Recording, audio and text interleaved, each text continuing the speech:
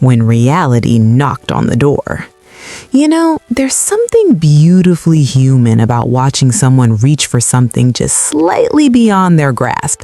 Not in a mean way, mind you, more like watching your cousin insist they can totally dunk a basketball, and then, well, they get pretty close actually. Sometimes closer than anyone expected.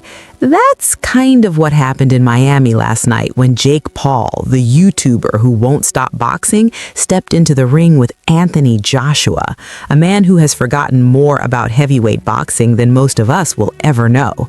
And yes, it went exactly how you think it went, but also not quite. Let's rewind a bit because this whole situation is wonderfully absurd when you really think about it. Jake Paul, remember when he was just making videos with his brother and causing general chaos on the internet? Well, somewhere along the way, he decided that wasn't quite chaotic enough, so he took up professional boxing. And here's the thing that nobody really wants to admit out loud. He got decent at it. Not world champion decent, mind you, but decent enough that he hasn't completely embarrassed himself. Most of his opponents have been, shall we say, strategically chosen. Former MMA fighters transitioning to boxing, aging athletes looking for one more payday, Mike Tyson at 58 years old, bless him. The kind of matchups that make you go, well, that's interesting, rather than, oh no, someone call the authorities. But then, in November of last year, Jake Paul did something that made the entire boxing world do a collective double take. He called out Anthony Joshua. Anthony Joshua. Now, for those unfamiliar, Anthony Joshua is not some washed-up fighter looking for a nostalgia payday. This is a man who has held the unified heavyweight championship of the world twice. He's knocked out 26 of his opponents. He's 6'6". He weighs 243 pounds of what I can only describe as professionally arranged muscle. When the fight was announced, the reaction from the boxing community ranged from "this is ridiculous" to "this is absolutely ridiculous." British boxer Dave Allen summed it up perfectly when he called it a joke. One commentator from The Guardian referred to it as a circus and expressed hope that Paul wouldn't need to be taken away in an ambulance. Even promoter Frank Warren said it had potential for a car crash, though he probably meant that metaphorically. Probably. The purse? A cool $184 million. Because apparently watching a potential disaster is worth that much to people. Netflix was streaming it live, because of course they were. Jake Paul, to his credit, didn't back down from the theatrics. His announcement was peak Paul. Dramatic, confident, borderline delusional in the most entertaining way possible.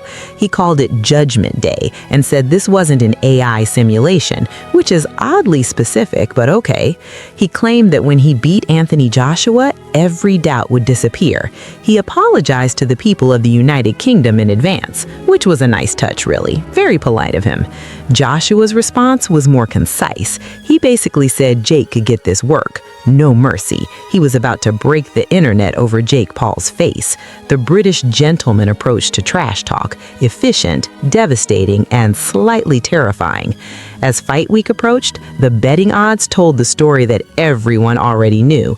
DraftKings listed Joshua as a 12-1 favorite. That's not just confidence in Joshua, that's borderline pity for Paul.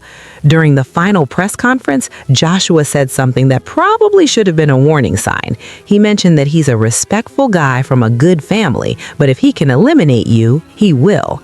Not personal, just business. The boxing kind of business where you punch someone's face repeatedly until they can't stand anymore. The weigh-in revealed the size difference everyone was worried about. Paul came in at 216 pounds, the second heaviest of his career. Joshua, 243. That's a 27-pound difference. In regular human terms, that's like fighting someone who's carrying around a small dog's worth of extra muscle.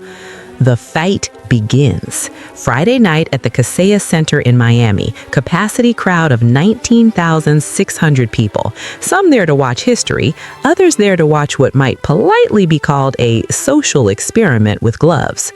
Jake Paul entered wearing Hulk Hogan-inspired attire because subtlety has never been his strong suit. His brother Logan walked with him, and somehow Tekashi 6ix9ine was performing. It was all very on-brand, which is either impressive commitment or concerning lack of self-awareness, depending on your perspective. Joshua walked out to Philadelphia rapper Freeway performing his entrance music. Different vibe entirely. Less spectacle, more menace. When the bell rang for round one, something unexpected happened. Jake Paul didn't immediately get destroyed. He started moving, and not just moving intelligently, circling, keeping distance, making Joshua miss. He even landed a decent overhand right that Joshua blocked, but still, points for trying. The crowd started booing, not because it was a bad fight, but because it wasn't the immediate knockout many had paid to see. People wanted violence and were getting strategy. How disappointing for them. Round two saw Joshua turn up the aggression. He landed a shot that made Paul smile, though it was more of a, well, that wasn't pleasant smile than a happy one. Joshua pushed Paul to the ropes and unloaded combinations, but Paul survived. In round three, Paul landed an uppercut that caught Joshua's attention. A small victory, but a victory nonetheless. Round four brought more of the same. Paul moving, falling occasionally when Joshua's weight pressed down on him, but staying upright enough to avoid disaster. Here's the thing nobody really talks about. For 4 rounds, Jake Paul was doing okay. Not great, not winning, but okay. He was making a real heavyweight champion work for it. That's something, even if it's not everything. Reality arrives. Round 5 is when the fairy tale ended and physics remembered it had a job to do. Joshua started finding his range. His patience, which had been frustrating to watch, suddenly made sense. He'd been studying, waiting, letting Paul tire himself out with all that movement. And now Paul was getting tired. The first knockdown came in round 5. Not a devastating shot, but enough to put Paul on the canvas. He got up. Credit where it's due, he got up. Then Joshua knocked him down again. Paul got up again, though slower this time. The bell rang, saving him from further punishment. Between rounds, you could see it in Paul's eyes, that look of, oh, this is really happening, isn't it? The realization that viral videos and strategic matchmaking can only take you so far, and beyond that lies a heavyweight champion who has decided he's done playing. Round 6 started, and Joshua sensed blood in the water, if you'll pardon the violent metaphor.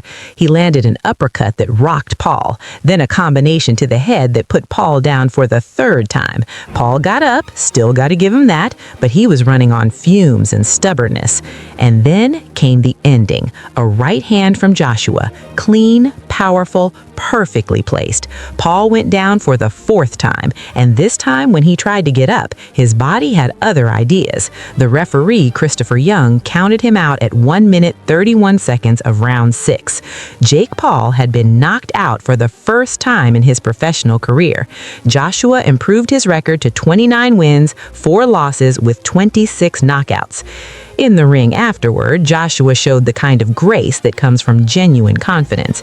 He said it wasn't his best performance. He'd wanted to pin Paul down and hurt him, and it took longer than expected. But he gave Paul his credit, said he got up time and time again, that it takes a real man to keep trying against those odds. Jake Paul, for his part, handled defeat better than many expected. He told Netflix that Anthony was a great fighter and that he got beat. That's what the sport is about. Then he mentioned, almost casually, that he thought his jaw was broken. It was. The hospital scan later showed it broken in 2 places. Two places. Paul went to a hospital with his jaw fractured in multiple locations and was posting about coming back for a world championship belt.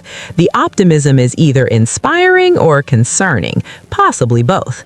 Even President Trump weighed in because, of course he did, praising Paul's courage and stamina against a larger opponent. Politics aside, there was something oddly sweet of the participation trophy energy of it all.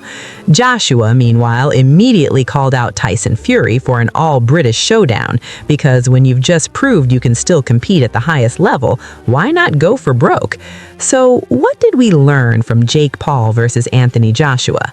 Well, we learned that Jake Paul Paul has more heart than many gave him credit for. He lasted nearly 6 rounds against a legitimate heavyweight champion. He got knocked down 4 times and kept getting back up until his body simply wouldn't cooperate anymore.